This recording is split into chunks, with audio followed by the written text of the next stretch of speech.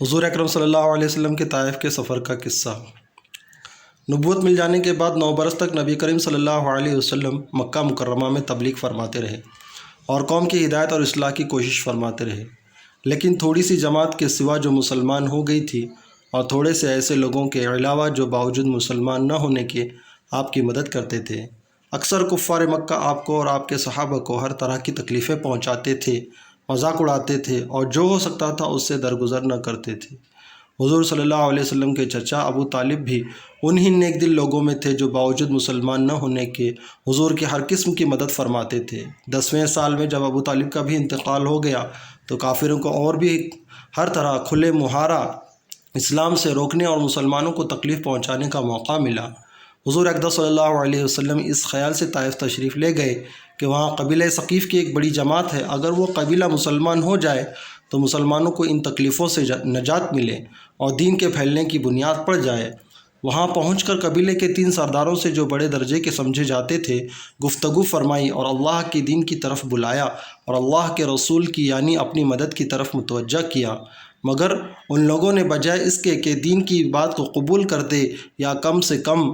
عرب کی مشہور مہمان نوازی کے لحاظ سے ایک ناوارد مہمان کی خاطر مدارت کرتے، صاف جواب دے دیا اور نہایت بے رخی اور بد اخلاقی سے پیش آئے۔ ان لوگوں نے یہ بھی گوارا نہ کیا کہ آپ یہاں قیام فرما لیں۔ جن لوگوں کو سردار سمجھ کر بات کی تھی کہ وہ شریف ہوں گے اور مہذب گفتگو کریں گے، ان میں سے ایک شخص بولا کہ اوہو،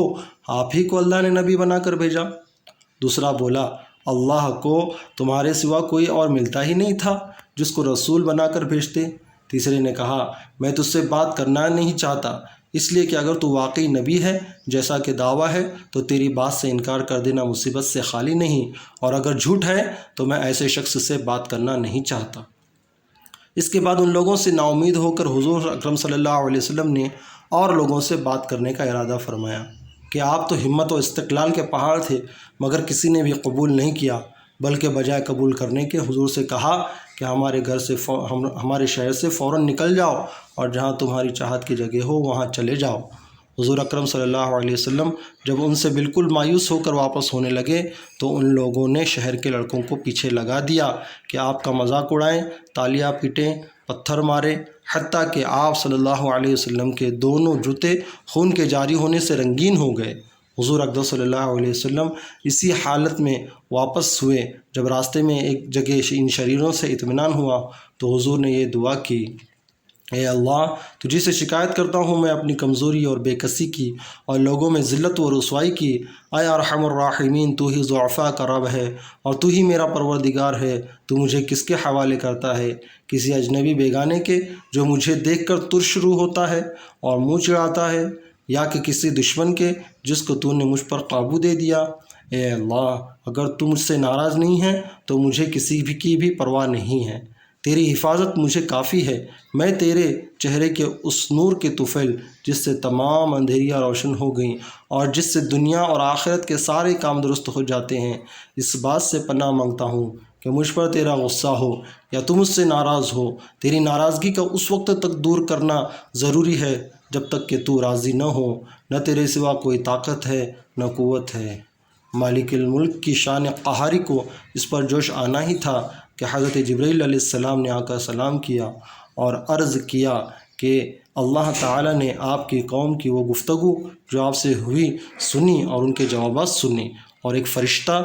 کو جس کے متعلق پہاڑوں کی خدمت ہے آپ کے پاس بھیجا ہے کہ آپ جو چاہیں اس کو حکم دیں۔ اس کے بعد اس فرشتے نے سلام کیا اور عرض کیا کہ جو ارشاد ہو میں اس کی تعمیل کروں، اگر ارشاد ہو تو دونوں جانب کے پہاڑوں کو ملا دوں جس سے یہ سب درمیان میں کچل جائیں، اور جو سزا آپ تجویز فرمائیں۔